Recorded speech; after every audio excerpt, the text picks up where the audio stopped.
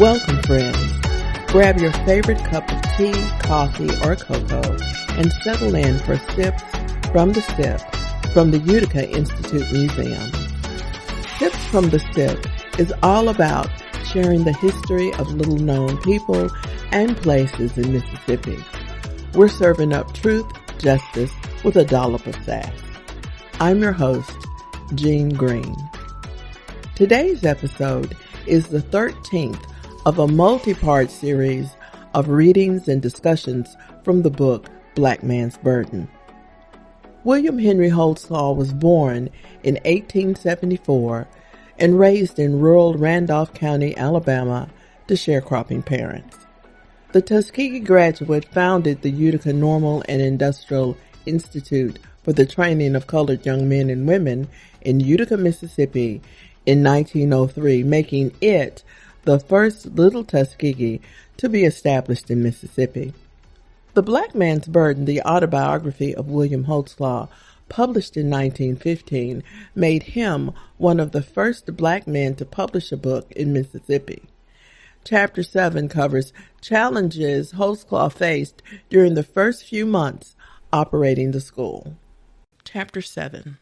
So far in describing the methods by which the school was started, I have spoken principally of my own efforts, but it would not be just to omit the loyal men.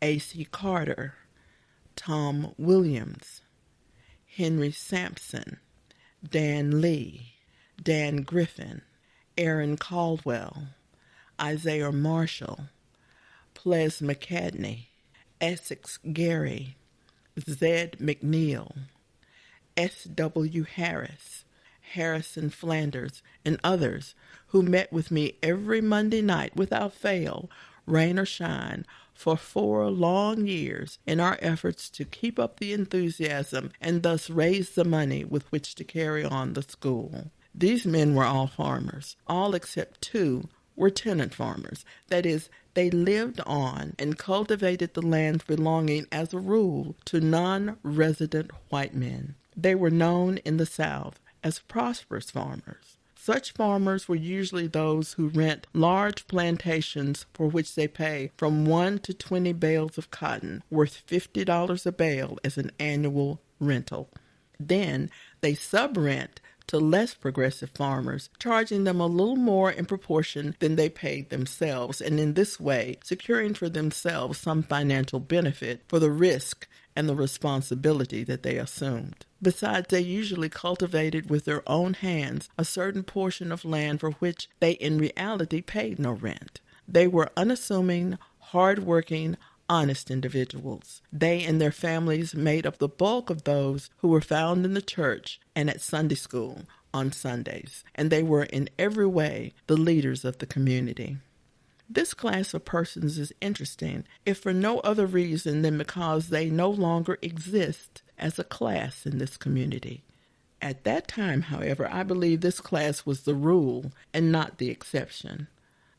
I do not mean that they were always the good men that they should have been, or even up to the standard of the men whose names I have mentioned. On some plantations, conditions were bad. I have in mind now one of these influential men who had charge of a plantation southwest of the town of Utica. If all that was said of him was true, he was far from being a good man. I visited that plantation several times, and I was struck with the fact that although he was an unmarried man, there were 6 women farmers who were employed by him and who lived in the same house with him at the headquarters of the plantation. More than once, when I inquired what kind of man he was, the reply would be that he had no wife of his own and that he had little respect for the wife of anyone else. Nevertheless, he was boss of the situation there and had great influence with the owner of that plantation, who was a merchant in the town. This Negro usually came to town every Saturday and brought with him between 10 and 20 men, women, and children from the plantation. They would all usually make some purchases before they went back, but hardly one of them could buy a penny's worth without this man's name was attached to the bargain. I found that it was best to have little to do with this class of farmers, and I cultivated the friendship and goodwill of better men. The women, too, should not be forgotten. That is, the wives of the good men I have spoken of and of others like them. Our methods in building up our enterprise were simple. We had subscription lists printed, and every person kept one and placed thereon the name of any person who wished to become interested in the upbuilding of the school. Then we gave festivals, sociables, and various other entertainments to which everybody in the community contributed fried chicken, baked pigs, turkeys, and other edibles. These things were sold to the young people and indeed to anyone that could be induced to buy. It is surprising how much small change could be brought together in this way. Mothers sent in their mites. The following letter from one of them was received at a critical time. Dear Fessa, please accept this 18 cents. It's all I has. I saved it out of my washing this week. God bless you. We'll send more next week. Similar letters accompanied baskets of eggs and other home products, and all breathed the fervent hope that I might succeed, that their children might have a chance to go to school in a good schoolhouse. Suffice it to say that within 6 months after we started in the open air, we had a new schoolhouse almost completed. Up to this time, the excitement occasioned by the building of a new and strange sort of school in the hitherto sleepy community had spread so rapidly that young people had been attracted from every direction. Hence, although we started with 20 pupils, we now found ourselves with 225, 115 more than had ever before been known to attend school in that place. It is a fact that this extra 115 pupils were not resident pupils. They had come from a great distance and were finding lodging with friends in cabins here and there wherever they could, and this proved exceedingly unsatisfactory, so much so that I readily saw that if the school was to be a permanent success, it would have to provide some method of taking care of those pupils who came from a distance. That is, that we should have to set up a boarding department. In the first place, I myself had no regular boarding place. My wife was still in Alabama, and I was receiving from her daily letters in which she begged permission to join me. I had asked her not to come because I felt that the conditions would be intolerable for her. Still, she continued writing me to let her come even after I had told her the exact conditions, namely that I was teaching out of doors and that my living quarters were not much better. Her answer came by return mail. She said it did not matter what the conditions were or what the hardships might be in the future. She preferred to come on and live with me and share them. There was nothing for me to do but consent. So she soon joined me. As soon as she reached Utica, we decided that it would be best to set up housekeeping and use our own home as a temporary boarding place for the school. We rented a little ramshackle log cabin located in the middle of a cotton plantation near the school. It had one room and a loft above made by laying some loose boards upon the joists. In this room, my wife and I lived. I improvised a kitchen in the back of the room with a stick and dirt chimney. We bought 2 chairs, a bedstead, 2 knives, 2 forks, 2 plates, and a frying pan. And Mary, my wife, made a bed tick of crocus sacks and filled it with hay from the fields. This constituted our household goods. And with the exception of this bed tick filled with hay from the field, there was nothing else in the house. But I was not to enjoy even this comfort long, for within a week 2 students came who wanted to board with us and go to school. We got another bed tick, filled it with hay, and put it up in the loft. The young man and I used that part of the house, while my wife and the young woman lived below. These were our first boarding students. The conditions were trying. The winter was cold. There was not covering enough, and I had no money with which to buy more. But my wife and I were used to hardships of this kind, and so was the young woman. But the young man could not hold out. My wife was born and reared in Tuscaloosa, Alabama, so she was a city girl. And after the fashion of city girls, she had always been accustomed to using a cooking stove in preparing her meals, and she did not know how to cook at the open fireplace with a frying pan. The consequence was that the task fell to me, and my wife tells me even now that she has never had a meal since then that has tasted so good as those that I prepared in the frying pan. It is impossible to describe accurately the conditions through which we passed in order to get the school firmly established. Even after we had more room and 50 girls and boys as boarders, it was almost, if not quite as difficult to make them comfortable with our scanty means as it had been that first winter. At one time, in fact, the young women determined to revolt, to strike, as it were. They came to my office and said that they could not stand any longer the condition under which they were living, and that they would have to give up the effort to get an education. It was very cold. There was not enough fuel to go around and not enough bedding. They were actually suffering for covering. I agreed with them that it was hard, but I asked them to come to the little chapel that night, promising that they should all have honorable dismissal from the school if they so desired. We went to the chapel 2 hours earlier than usual, at 7 o'clock. After prayers, I gave them a little talk in which I told them something of my own experience at school, and of Booker Washington's having slept under a bridge when a boy. Then I called on them to remember their future before taking the step that they were about to take. When I had finished talking, I was surprised to see that there were 15 or 20 girls crying hysterically. They all came and shook hands with me before they left the chapel, and they declared they would never leave school of their own volition. It was then 8 o'clock, and it was snowing. There would be much suffering that night, yet I did not know what I could possibly do to make the students comfortable. When I went down from the chapel and opened my mail, I was surprised to find that a friend in New York City had sent me a check for $50 with the wish that I could spend it for the comfort of the students. I took 10 of the boys and set out for town, but when we got there, the stores were all closed and the people gone to bed.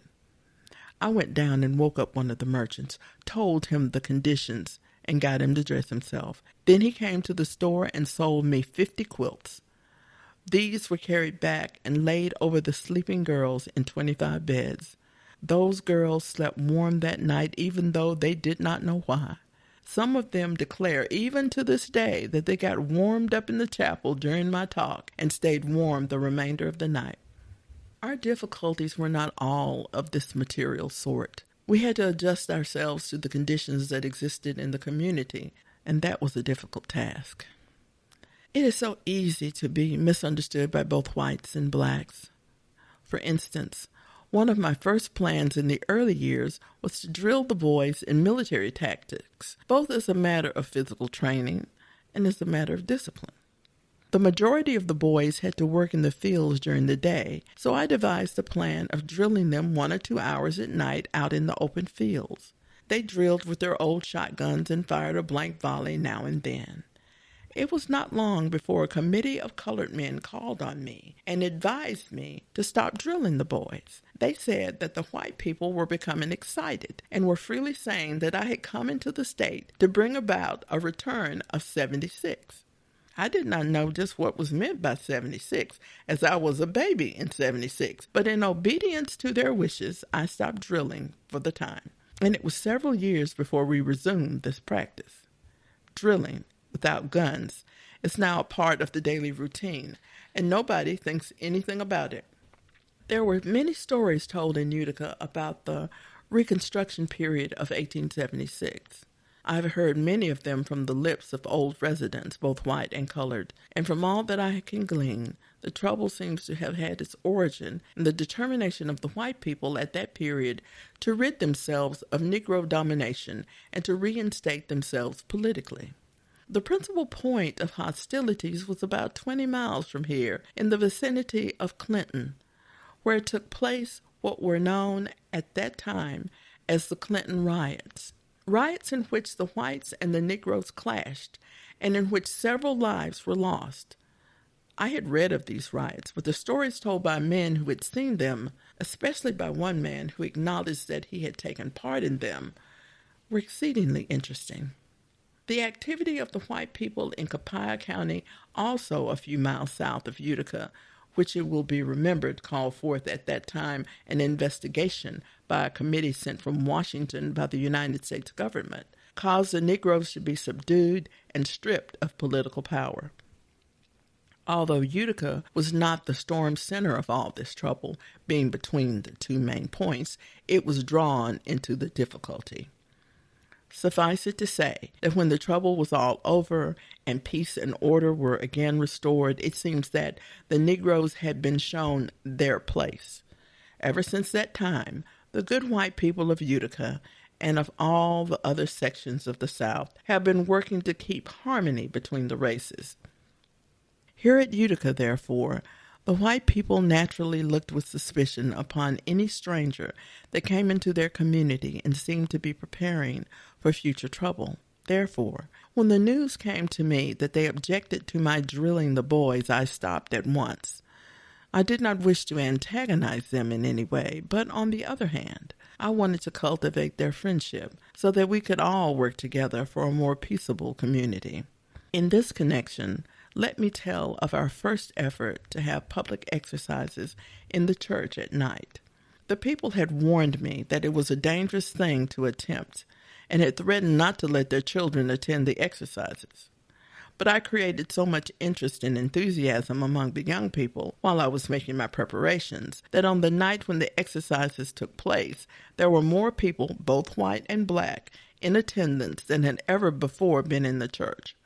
The church building was located deep in the forest, and it was not lighted except by 2 or 3 smoky lamps that hung from the rafters. We charged 10 cents admittance, which 2 of the deacons were to collect at the door. As soon as it was dark, someone fired off a pistol. Women and children screamed, and men sought places of safety. The deacons at the door were knocked down and run over, and all the people that the house could hold came in free of charge. Those who could not get in proceeded to break the windows, and 1 or 2 young fellows were on the roof ripping off the boards so that they could see through. In the midst of all this confusion, it was, of course, impossible for us to proceed with our concert. I made an effort to call the crowd to order, but only succeeded in producing more confusion. About this time, a note was passed up to the stage. It read as follows: "If you do not proceed with that concert, we will show you how we do business in Utica." I did not know just what the note meant, but I was just as much disturbed as if I did. One of the deacons attempted to interpret its meaning for me, and he said it meant that if I refused to go forward with the concert, I would be shot. It was impossible, however, to proceed, and no one was shot. My next attempt to give a concert was in a new building, which was still not quite finished. We had completed the 2nd story, but nothing had been done to the interior of the 1st story, and in order to get to the 2nd story, we had to use a ladder, as a stairway had not been constructed. So many people went up this ladder into the building that the floor on which they were seated began to give way. While we were down on our knees in prayer, I happened to cast my eyes over the audience, and I saw that the floor had given way in the center. It seemed to me at least a foot. Something had to be done immediately, otherwise it would only be a matter of a few minutes before the floor would break through and many lives would probably be lost. I tiptoed out and went downstairs and asked several colored men who were standing here and there to help me saw some timbers to brace the floor. No one of them would help, simply giving as their reason, "It's Sunday. We can't work on Sunday." A few hours after that, I saw one of these same men, a member of the church, buying Blind Tiger whiskey not 50 yards from the house. I succeeded, however, with the assistance of Dan Lee, the leading colored carpenter of the community, in propping up the floor and preventing a catastrophe. It was done so quietly that Dr. Cyrus Hamlin of Tuskegee University, who was delivering a sermon, never knew what was going on downstairs, nor did the audience know. Thank you for tuning in for Sips from the Sipp. Joining me next time to discuss Chapter 7 will be Dr. Sophia Marshall Chapman. Dr. Marshall Chapman is a former employee of the Utica campus of Hines Community College. Be sure to tune in for what I'm sure will be a lively discussion. The Utica Institute Museum is dedicated to expanding knowledge of the history of Utica Institute and its role in Southern Black education.